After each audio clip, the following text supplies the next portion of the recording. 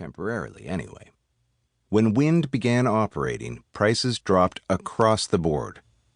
And when we announced that we wouldn't charge a system access fee, an absurd, made-up charge that didn't relate to the provision of any actual services, Bell, TELUS, and Rogers and their wholly owned subsidiaries Fido, Solo, Koodo, Virgin Mobile, and the rest stopped charging that fee too. But I also thought that having more players in the wireless market would revitalize the telecommunications landscape in ways that would kickstart the creation of new businesses and help make Canada more competitive. And there, I was wrong. The Canadian telecommunications infrastructure is still subpar and access to it is still overpriced. And that's not just bad for people who like to stream movies on their phones.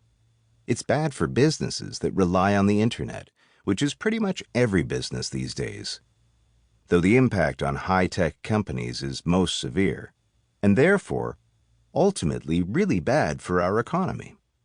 A crucial part of the infrastructure for the knowledge economy, something that needs to be the equivalent of a beautifully paved 6-lane highway, is still, in a lot of parts of the country, more like a dirt road.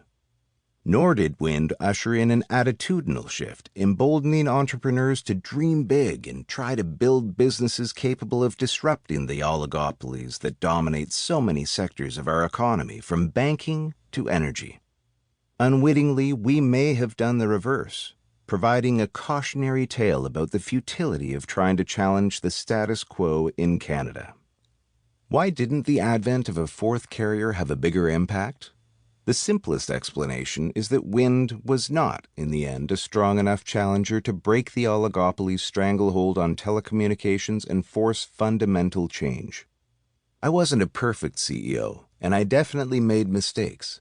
But the biggest one was underestimating the barriers to competition in Canada. Not just in telecommunications, but in almost every sector of our economy.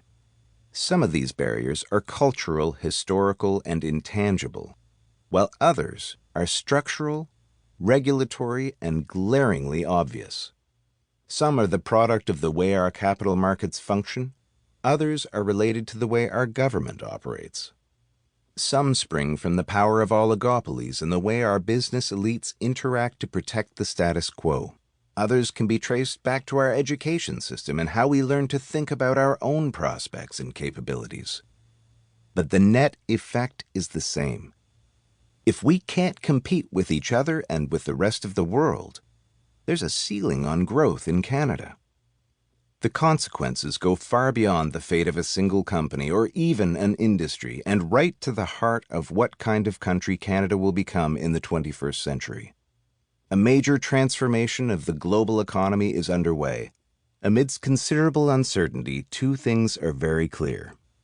The rules of the race to the future are radically different than they were during Canada's first 150 years, and we are up against countries that already have a big lead on us because they got started earlier or because they have advantages we don't have. Or both. Simply to catch up, we must embrace competition. If we want to win, we have to do even more. Let go of some cherished egalitarian ideals and focus our energy and resources on those sectors, companies, and people that have the very best chances of succeeding. If all this sounds a little too aggressive and unCanadian, consider what's at stake: our way of life.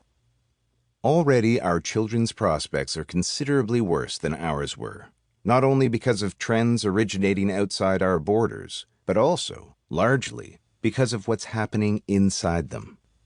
Our population is aging, and we generate less value per hour of labor than workers in many other countries in the Organization for Economic Cooperation and Development, OECD. Our economy has not diversified beyond natural resources. Our GDP growth is shrinking, and our infrastructure is inadequate. Our trade with the most important emerging markets is declining, and we have failed to build the kind of multinational companies that create jobs and power an economy. Fluctuations in the price of oil have made most Canadians aware of at least some of these trends, but many don't seem to understand how little time we have to course correct.